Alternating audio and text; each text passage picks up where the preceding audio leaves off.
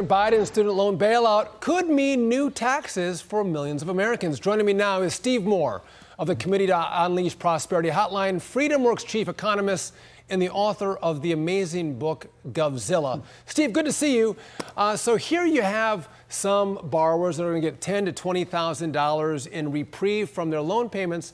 But we have some states who are saying, listen, that's an accession to wealth. We're going to tax you. What do you say? Well, look, this has been a debacle, a real Yes, political has. debacle for the Biden administration.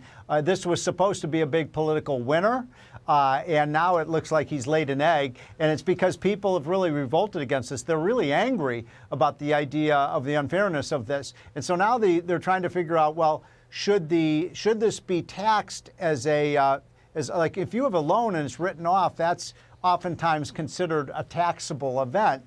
That's something for the IRS to determine. But when you're talking about $300 to $500 billion of loan forgiveness, that's a lot of tax revenue there, Sean. No, it's a lot of tax revenue. And I'll just note that in the $1.9 trillion COVID relief package, right, Democrats made sure that this forgiveness would not be taxed federally, which, by the way, I'm sorry, if you get $10,000 written off, minimally, we should tax it for people, I think. I'm not a big tax guy, but it seems only fair that money and that write-off should be taxed. Yeah, I mean, look, you've got to be consistent, right, Sean? I mean, you're exactly right. In the $1.9 trillion program, they said, you know, this is taxable income when it's written off by the government. And there's no reason that this should be treated differently except for that word politics and getting elected. And that's what this is all about.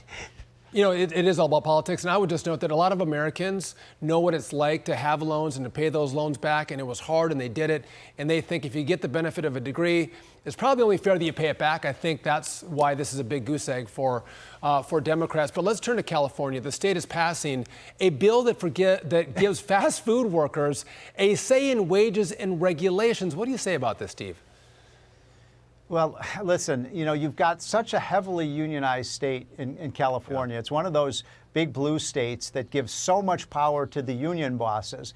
And that's one of the reasons, by the way, Sean, that people are leaving California. By the way, I thought you were going to talk about how they're banning automobiles there. That's a whole different subject in 2035. But California's moved so far to the kind of crazy left that you're just seeing people moving out of the state in droves, and especially people with wealth and businesses. And California is kind of treated by Americans around the country as kind of the nutcase state.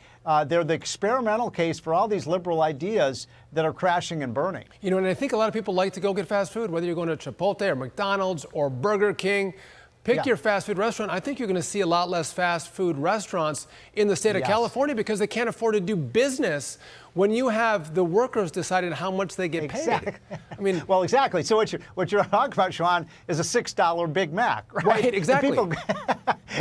People go to McDonald's and Burger King and others because it's fast food and it's cheap. And this is going to raise the prices. And by the way, the people who tend to go to the fast food restaurants tend to be low-income people. So you're hurting the very people you're trying to help. Yeah, no, you're absolutely right. It's lower-income people who can't now afford to go to McDonald's. I mean, come on. Is there one pleasant thing? I'm sorry, I like a Big Mac. I love their fries and their Coke. It's great, Steve. But I want to switch gears with you again here. An opinion piece in the Wall Street Journal says middle-income Americans work harder, but don't earn much more than those at the bottom. What do you make of that, Steve? Well, look, the middle classes are the people who've gotten crushed by the Biden inflation over the last 18 months. You know, low-income people are oftentimes protected because they're getting all these government benefits, right? We loaded up on the government benefits. High-income people, they're not hurt by inflation. I guarantee you millionaires and billionaires don't worry too much if gasoline is $5 a gallon. It's the middle class and the small businessmen and women that are really feeling the impact of this high inflation that's really just put a real hole in people's wallets, and they don't get protected. You know, the middle class those are the people just above the level that are eligible for all of these government benefits. But in this study in the Wall Street Journal that they did this report on, you have middle-income Americans who, when you calculate how much they pay in taxes, and you compare that to the poorer Americans who actually have a lower income number, but when you look at all the benefits they get and you compare the two, the middle income hard workers who are paying taxes are making only a little bit more than the person who's sitting at home because they're getting all these benefits. And we wonder why we have a supply chain issue. We have millions of jobs that are open and no one's out there filling them because it's too easy, Steve, to stay at home, stay on your couch. Why would I go to work when I don't make much more money than I would if I got a job and showed up from 9 to 5 and put my boots on? Well, that's exactly right, and that's why the worst thing we've done over the course of the last 10 to 12 years in this country is we've moved away from the work requirements that were put in effect in the mid-'90s. Our Democratic president, Bill Clinton, a Republican Congress, one of the great bipartisan achievements. Today, Sean, those work requirements are basically gone. You can collect in some states like Massachusetts, you can get $85,000 to $90,000 a year in benefits and not have to work a single hour. It's crazy. You know, I think most Americans, Steve, they want to help their fellow neighbors out who are trying to help themselves. I think that's a compassionate part of the country. There's a willingness to do that. But for folks who aren't willing to help themselves, aren't willing to go to work and sit and play video games all day long or are drinking and doing other stuff, they go, listen, why am I working and I'm paying for you to stay at home? There's an inequity in that, and I don't want to pay for that. But you're going to work and you're having a hard time feeding your kids, I'll help you out.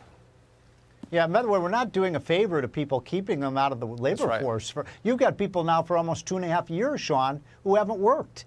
You know, your work skills, your whole meaning for living, and you know, there's as Larry Kudlow would say, you know, there is dignity in working. There's a reason for your life when you're working and contributing to our society. So I don't think the studies show that keeping people out of the workforce is really damaging to those people as well. Doesn't make them happy, doesn't give them esteem. It doesn't. No doubt. Steve Moore, thanks for joining me. Appreciate it. Okay, Sean, thanks.